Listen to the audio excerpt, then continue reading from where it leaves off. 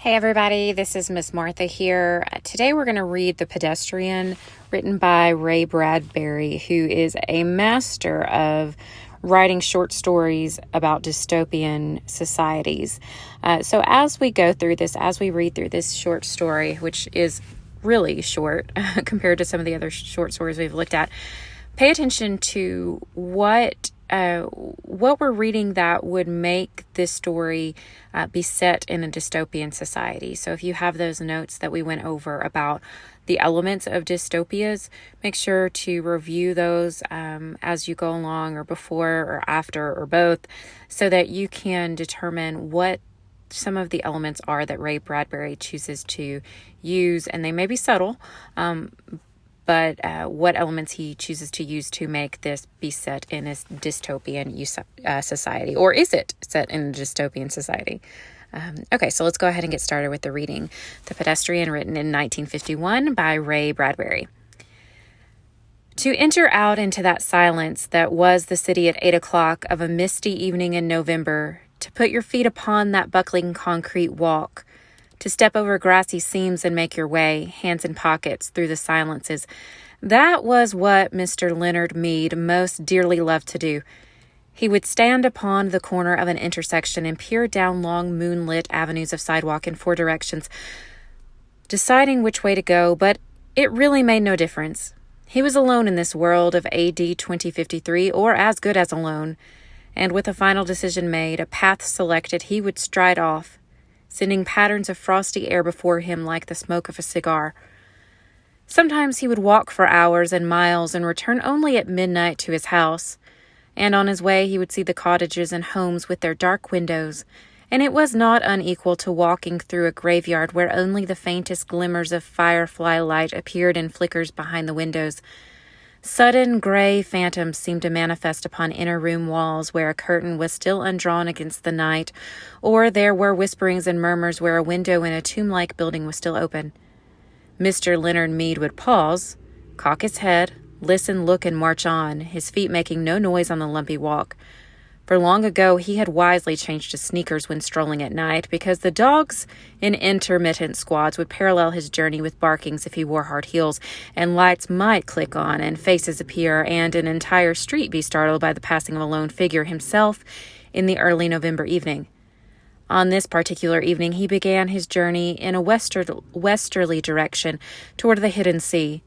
There was a good crystal frost in the air. It cut the nose and made the lungs blaze like a Christmas tree inside. You could feel the cold light going on and off, all the branches filled with invisible snow.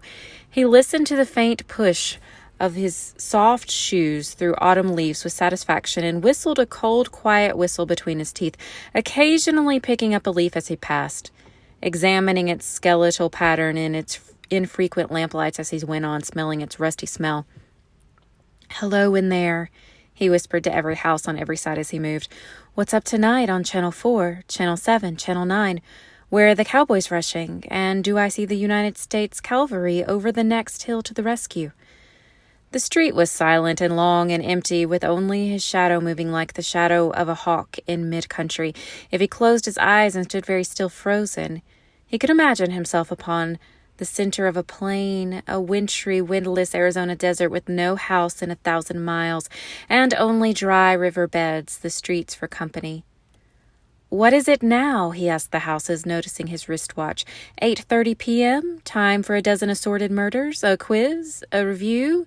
A comedian falling off the stage? Was that a murmur of laughter from within a moonlit house? He hesitated, but went on when nothing more happened. He stumbled over a particularly uneven section of sidewalk. The cement was vanishing under flowers and grass. In 10 years of walking, by night or day, for thousands of miles, he had never met another person walking, not once in all that time.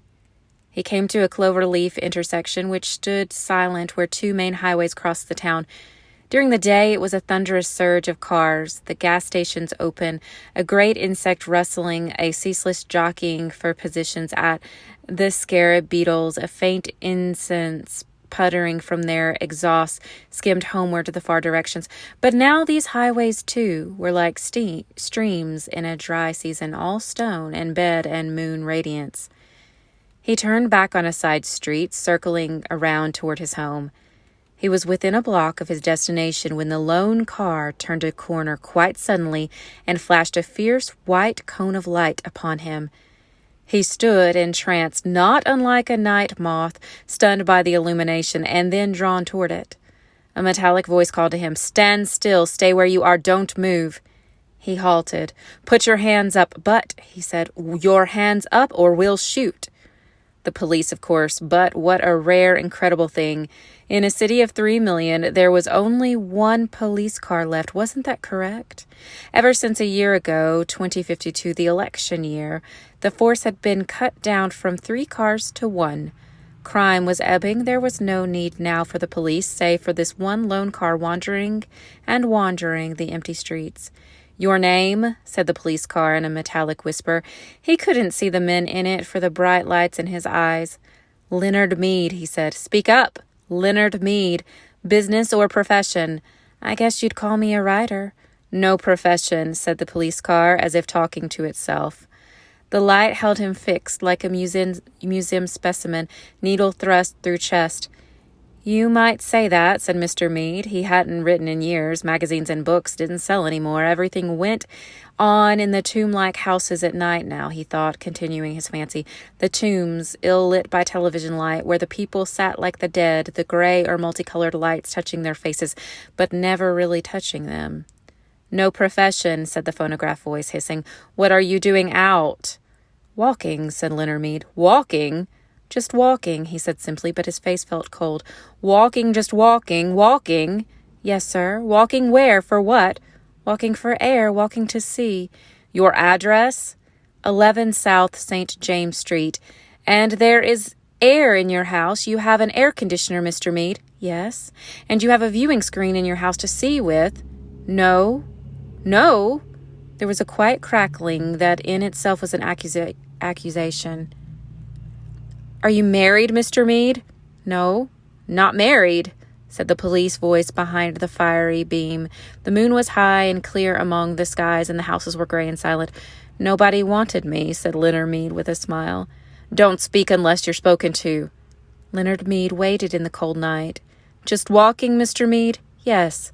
"But you haven't explained for what purpose." "I explained, for air and to see and just to walk." "Have you done this often?" "Every night for years." The police car sat in the center of the street with its radio throat faintly humming. "Well, Mr. Mead," it said.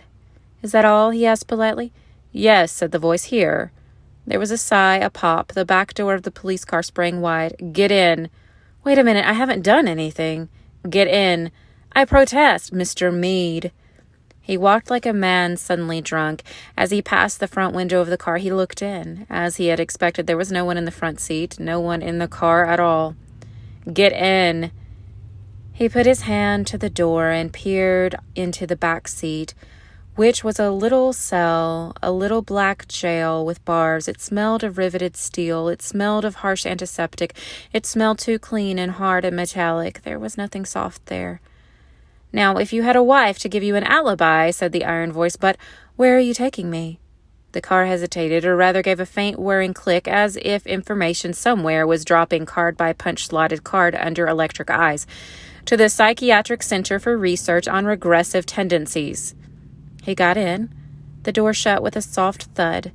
The police car rolled through the night avenues, flashing its dim lights ahead. They passed one house on one street. A moment later, one house in an entire city of houses that were dark, but this one particular house had all of its electric lights brightly lit, every window a loud yellow illumination, square and warm in the cool darkness. "That's my house," said Leonard Mead. No one answered him. The car moved down the empty riverbed streets and off away, leaving the empty streets with the empty sidewalks and no sound and no motion all the rest of the chill November night. So that was The Pedestrian, and now you will go through some discussion questions that I've left for you guys, and hope you enjoy and kind of, dig deep into that. Think about the different ways in which Ray Bradbury did make this setting quite chilling in its dystopian nature.